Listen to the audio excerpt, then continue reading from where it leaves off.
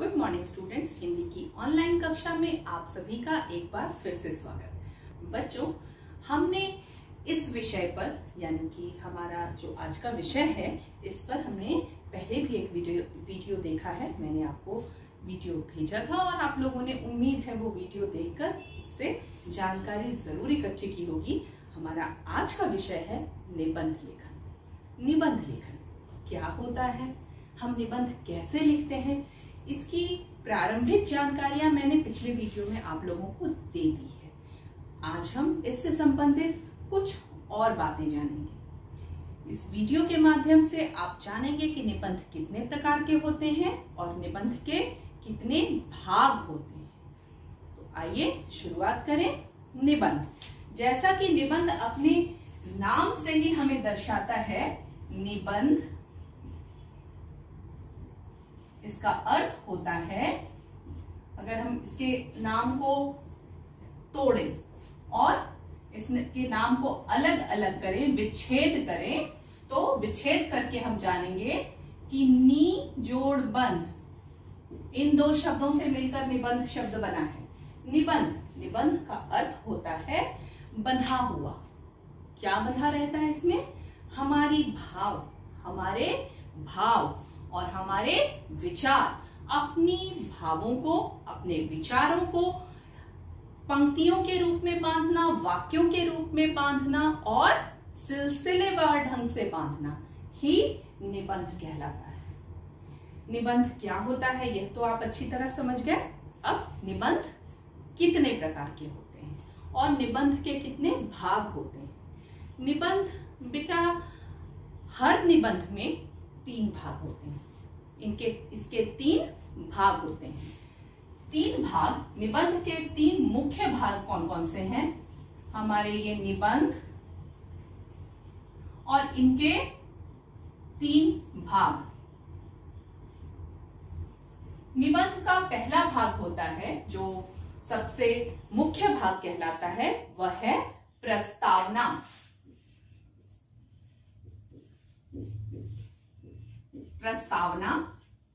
और दूसरा भाग है यानी कि निबंध का प्रथम भाग और मध्य भाग। निबंध का मध्य भाग है विषय वस्तु,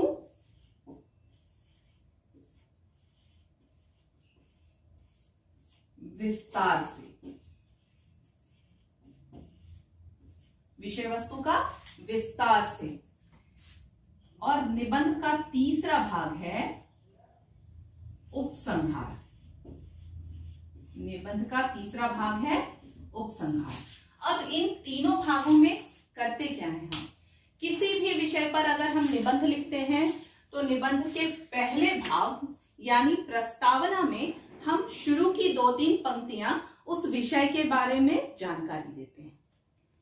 यह इतने आकर्षक होने चाहिए, यहाँ बातें, हमारी भावनाएं, हमारे विचार, हमारे शब्द इतने आकर्षक होने चाहिए कि पढ़ने वाले को इस विषय पर निबंध पढ़ने, जो आपने लिखा है उस पर पढ़ने की रुचि पैदा हो जाए। तो प्रस्तावना हमारा आकर्षक भाग होना चाहिए। इस भाग में हमारे शब्द थोड़े आकर्षक होने चाहिए ताकि पढ़ने वाले को उसके प्रति रुचि पैदा हो जाए। दूसरा भाग है विषय वस्तु, जो हम विस्तार से लिखते हैं, विस्तार से इसके बारे में जानकारी देते हैं। तीसरा भाग है उपसंहार। उपसंहार में हम प्रस्तावना और विषय वस्तु में जो चीजें हमने समझाई हैं, जो बातें हमने समझाई है, उसे हम उपसंहार में निष्कर्ष इस लेख का बताते हैं। इसके या तो हम लाभ हानि भी बताते हैं।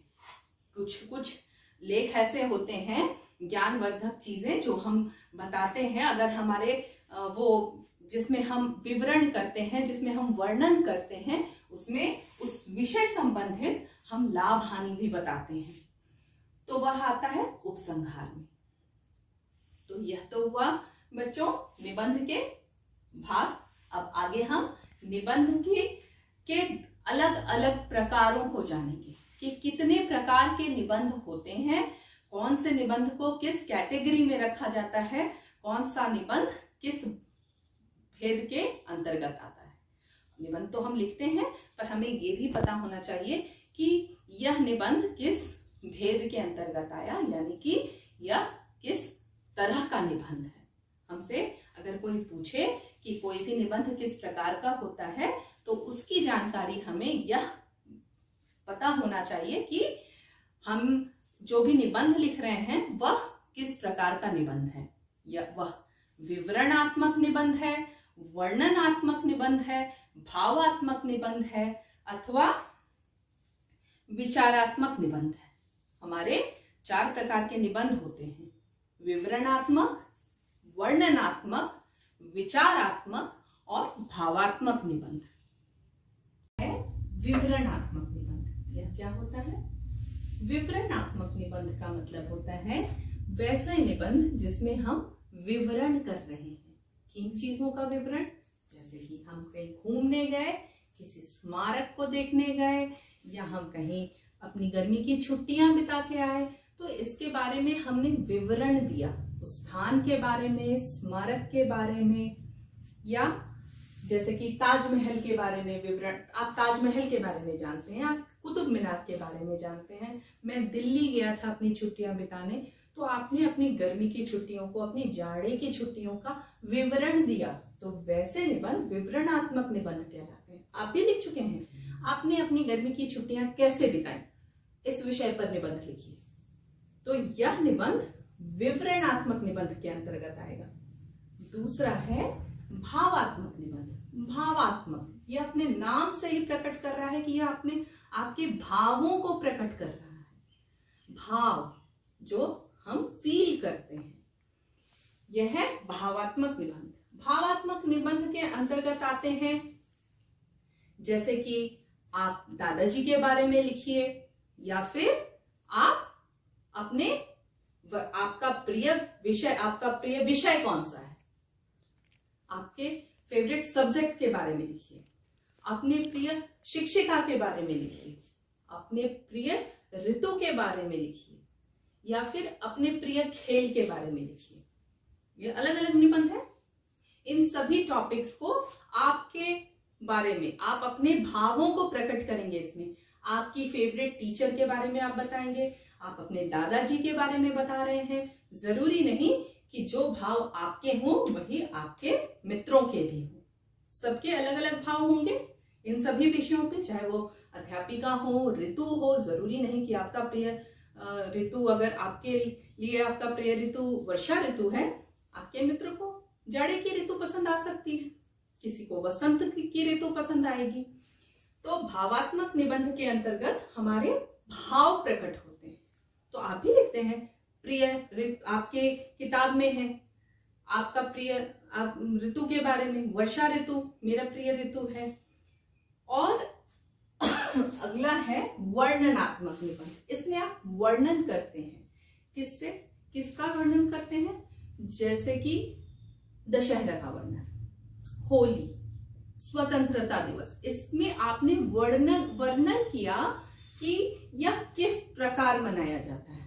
होली का त्योहार कैसे मनाते हैं, दशहरे में क्या करते हैं, स्वतंत्रता दिवस क्या है। इसमें आपने वर्णन किया इन विषयों के बारे में। जैसे कि आपने कोई मेला देखा, उसके बारे में वर्णन किया, तो वह वर्णनात्मक निबंध के बारे में के अंतर्गत आएगा। अगला है विचारात्मक निबंध। इसमें आप अपने विचारों को प्रकट कर रहे हैं किसी भी विषय के संबंधित, जैसे कंप्यूटर का महत्व, विज्ञान का महत्व, प्रातः काल की सैर, खेल कूद का महत्व। तो इन विषयों पर, इनके महत्वों पर आप अपने विचार प्रकट कर रहे हैं कि मेरे ये विचार हैं। तो ऐसे लेख, ऐसे निबंध विचारात्मक निबंध के अंतर्गत आते हैं। आपकी किताब में है प्रातः काल की सैर, यहां आपकी किताब में प्रातः काल की सैर यह निबंध है, यह विचारात्मक निबंध के अंतर्गत आएगा। एक महत्वपूर्ण विषय आजकल आप सुन रहे हैं, कोरोना वायरस से संबंधित। कोरोना वायरस के कारण आप देख रहे हैं लॉकडाउन हो जाता है। लॉकडाउन करने के कारण बहुत सारे परिवर्तन आते हैं आपके जीवन में, और अभी कुछ ही दिन पहले सीबीएसई ने एक निबंध प्रतियोगिता रखी थी जिसमें 2 विषय दिए गए थे। लॉकडाउन का, आपके जीवन में लॉकडाउन का अर्थ, और लॉकडाउन में आपने क्या सीखा। तो यहाँ पर हम देखेंगे बेटा, ये दोनों ही निबंध 2 अलग अलग प्रकार के हैं। पहला निबंध, लॉकडाउन, आपके जीवन में लॉकडाउन का अर्थ, ये आ गया हमारे विचारात्मक निबंध। इसमें हम अपने विचार प्रकट करेंगे कि लॉकडाउन का क्या अर्थ है। दूसरा हमारा क्या था विषय, लॉकडाउन का हमारे जीवन में आपके जीवन में लॉकडाउन का अर्थ, और दूसरा विषय था कि लॉकडाउन में आपने क्या सीखा। इसमें ये है आपके भावात्मक निबंध। इसमें आप अपने भाव प्रकट करेंगे कि लॉकडाउन में ये हुआ, मैंने ऐसे सीखा, मेरे पिताजी घर में थे, पिताजी ने मुझे बैडमिंटन खेलना सिखाया, माताजी ने मेरे साथ बैठकर मुझे पढ़ना सिखाया, मेरी अक्षरों पर ध्यान दिए, मेरी हैंडराइटिंग सुधर गई, मैं सुंदर लिखने लग गया या लग गई। तो ये हो गए हमारे भावात्मक निबंध। तो आपको उम्मीद है यह विषय समझ आ गया होगा कि निबंध क्या होते हैं, निबंध किस प्रकार लिखे जाते हैं। यह तो मैंने पिछले वीडियो में आपको बताया था। मैंने इस वीडियो में आपको अब तक निबंध क्या होता है, निबंध के कितने भाग होते हैं और निबंध कितने प्रकार के होते हैं, यह समझाया। तो अब कोई भी निबंध जब आप पढ़ेंगे तो आप उसके हेडिंग से या फिर जो विषय आपको दिया जाता है उसको पढ़ के ही आप समझ जाएंगे कि इस निबंध में हमें क्या करना है। सबसे पहली चीज, यह निबंध विवरणात्मक है, विचारात्मक है, भावात्मक है अथवा वर्णनात्मक है, यह समझ आ जाएगा कि इसमें आपको वर्णन करना है या अपने विचार प्रकट करने हैं, अपने भावों को बताना है, अथवा आपको उसका वर्णन करना है या विवरण करना है, या भाव बताने हैं या विचार बताने हैं। आज हम आगे इस वीडियो में आपके पाठ्य पुस्तक से प्रातः काल की सैर, जो मैंने की बताया, प्रातः काल की सैर क्या है, हमारे विचारात्मक निबंध है, इसका अभ्यास करेंगे। और दूसरा एक और जो हमें निबंध अपनी कॉपी में लिखना है, वह आपको लिखना है खेल कूद पर महत्व।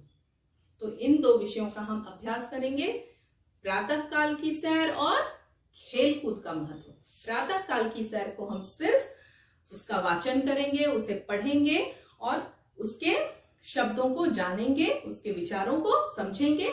और प्रातः काल की सैर को सिर्फ पढ़ने के लिए रखने, इसको हमें सिर्फ वाचन करना है, इनके शब्दों को जानना है, इनके कठिन शब्दों का उच्चारण करना है।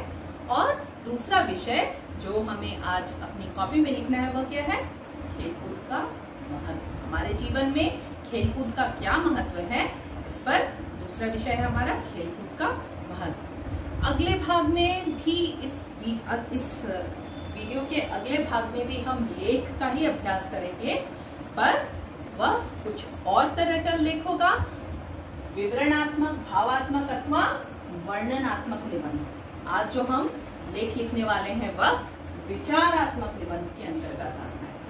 तो चलिए हम अभ्यास प्रारंभ करें। तो चलिए बच्चों, हम अभ्यास प्रारंभ करें। प्रातः काल की सैर, पृष्ठ संख्या 87। शरीर को स्वस्थ और सुंदर बनाए रखने के लिए हम तरह तरह के व्यायाम करते हैं। इनमें प्रातः काल की सैर सबसे श्रेष्ठ और सरल है। प्रातः काल की सैर हमारी रात की सुस्ती और शरीर का आलस्य दूर कर देती है। प्रातः काल के समय हवा में बहुत ताजगी और स्वच्छता होती है। सुबह की सैर का लाभ हमारे शरीर को मिलता है, जिससे हम स्वस्थ बने रहते हैं। प्रातः काल हमें जल्दी उठकर खेतों की ओर, या जो लोग शहर में रहते हैं उन्हें पार्क में निकल जाना चाहिए। आसपास कोई नदी या नहर हो तो उसके किनारे पर ही भी टहलने के लिए जा सकते हैं। उस समय रास्ते में हरी घास पर ओस पड़ी होती है। यदि हम नंगे पांव सैर करें तो उसकी ताज़गी हमारे मन को शीतल कर देती है। ओस की ताज़गी, ओस हमारे नंगे पाँव में लगते हैं तो हमारी उसकी वजह से हमारे मन को शीतलता मिलती है और हमारी आँखों की रोशनी भी बढ़ती है। प्रातः काल की सैर से बहुत से लाभ हैं। प्रातः काल की वायु हमारे फेफड़ों व मन मस्तिष्क को भी स्वस्थ रखती है। उससे हमारा रक्त भी शुद्ध होता है। रक्त शुद्ध रहने से हमें अनेक बीमारियों से छुटकारा मिल जाता है। हम सभी को प्रातःकाल सैर करने के लिए अवश्य जाना चाहिए। ठीक है, ये लेख हमें सिर्फ पढ़ना है, अपनी किताब से भी पढ़ सकते हैं हम, इसलिए इसे अपनी कॉपी में लिखने की बिल्कुल आवश्यकता नहीं। दूसरा लेख जो हम खेल कूद की सैर इस विषय पर अभ्यास करेंगे, उस लेख को आपको अपनी कॉपी में शुद्ध शुद्ध लिखना है।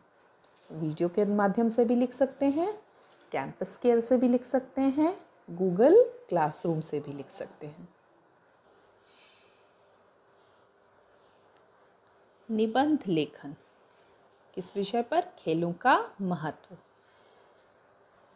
हमारे जीवन में खेलों का बहुत अधिक महत्व है।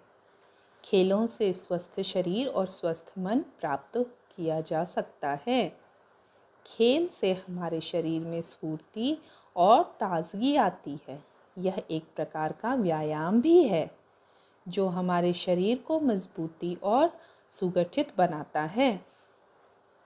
खेल दो प्रकार के होते हैं, बाहरी और भीतरी, अर्थात घर के बाहर खुले मैदान में खेले जाने वाले खेल तथा घर के अंदर खेले जाने वाले खेल। घर के बाहर खुले मैदान में football, cricket, tennis, hockey, basketball, golf आदि अनेक प्रकार के खेल खेले जाते हैं जो आज राष्ट्रीय और अंतर्राष्ट्रीय स्तर पर खेले जा रहे हैं। घर के भीतर खेले जाने वाले खेलों में शतरंज, कैरम बोर्ड, लूडो, सांप सीढ़ी आदि कई प्रकार के खेल आते हैं। कैरम बोर्ड, शतरंज, लूडो जैसे खेलों से जहां हमारा मानसिक विकास होता है, वहीं क्रिकेट, फुटबॉल, हॉकी आदि से हमारा शारीरिक विकास होता है। खेलने से हमारे काम करने की शक्ति बढ़ती है तथा हमें समूह में काम करने की आदत पड़ती है, ग्रुप में, क्योंकि जब भी हम कोई खेल खेलते हैं तो हम ग्रुप में खेलते हैं, दूसरों के साथ मिलकर खेलते हैं, तो हमें मिलजुल कर साथ रहने की ये प्रवृत्ति भी, ये शिक्षा भी हमें मिलती है। खेलों से हमारे अंदर आपसी विश्वास, सहयोग, अनुशासन, साहस, एकता आदि मानवीय गुणों का भी विकास होता है। हमें नए नए लोगों से मिलने का सुअवसर भी प्राप्त होता है। आज खेल जगत में cricket, hockey, tennis, football, badminton, शतरंज आदि खेलों के खिलाड़ी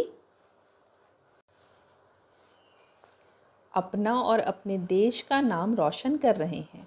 खेल जगत में प्रसिद्धि के साथ साथ आर्थिक संपन्नता भी प्राप्त की जा रही है। इसलिए शारीरिक और मानसिक विकास के लिए हमारे जीवन में खेलों का बहुत अधिक महत्व है।